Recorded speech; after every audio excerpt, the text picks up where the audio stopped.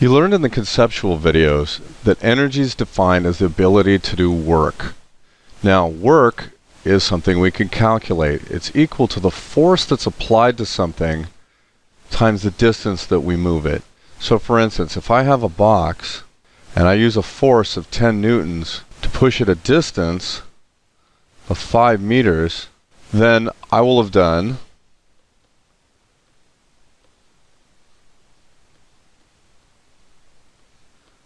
$50 joules of work on it. Work is actually a transfer of energy. When I do work on something, I'm giving it some kind of energy. When you do work on something where you push in the same direction it goes, you're giving the object energy. Now, if you had a force that was pushing on an object opposite the direction it was going, you'd be taking energy away. An example of that might be as if you were sliding a box across the floor and it was moving in one direction, and then you let go, and then you would have something like friction working backwards on it, and yet it moved this way as it was sliding to a stop. You'd still be seeing work being done, but because those vectors were in opposite directions, the 10 times the 5 would wind up being negative 50 joules. You're taking its energy away. Specifically, you're taking away its kinetic energy. Another way that we look at this is what happens when you lift things. If I look at the free body diagram of an object that I'm lifting at constant speed, I'm using a force to lift it up. We also know that it has weight going in the other direction.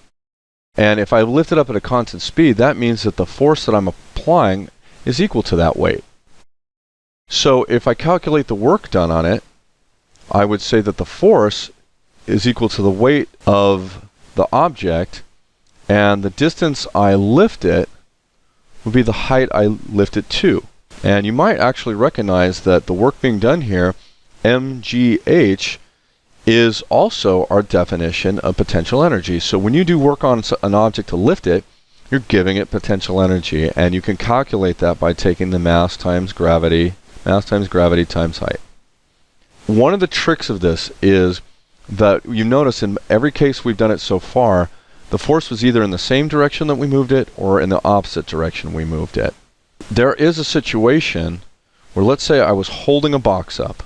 So I was using a force to hold it up, and its weight was down. But then I move it horizontally, something like this. And let's say I was lifting with 10 meters and I moved it 5 meters this way. Now, I don't want to go into the math of this, but if you move an object at an angle that is 90 degrees to the force you're using, you make that a right angle, you're actually doing zero work. The force has to at least be partially in the direction you move it, but if it's perpendicular, you don't do any work at all. Now, another concept we're going to look at is power. Power is related to the time that it takes to do work. So for instance, I have a box, and I'm going to lift it with a force of 10 newtons, because that's what the box weighs, and I'm going to lift it up a height of 5 meters. Let's say in one case, I decide to lift the box up and do this work in a time of 1 second. And then I'm going to do it again much more slowly. I'm going to do it in a time of 10 seconds. How much work did I do? The work I did was equal to the force that I used times the distance I lifted it, or 50 joules. If I lift it up in 1 second, I did 50 joules of work. If I lift it up in 10 seconds, I still do 50 joules of work. But it does feel different. It takes more effort to lift it up quickly than it does to lift it up slowly. And that brings in the idea of power. Power is defined as the work done, or the energy used, per time. And this is where the time comes in. So in both cases here, I would be doing 50 joules of work, but in the case of doing it in 1 second, I wind up with 50 over 1, and the unit for power is the watt, which you may have heard of already. And we actually abbreviate that with just a capital W. So it'd be 50 watts. If I did the same amount of work, 50 joules, over 10 seconds, I'm only using 5 watts of power.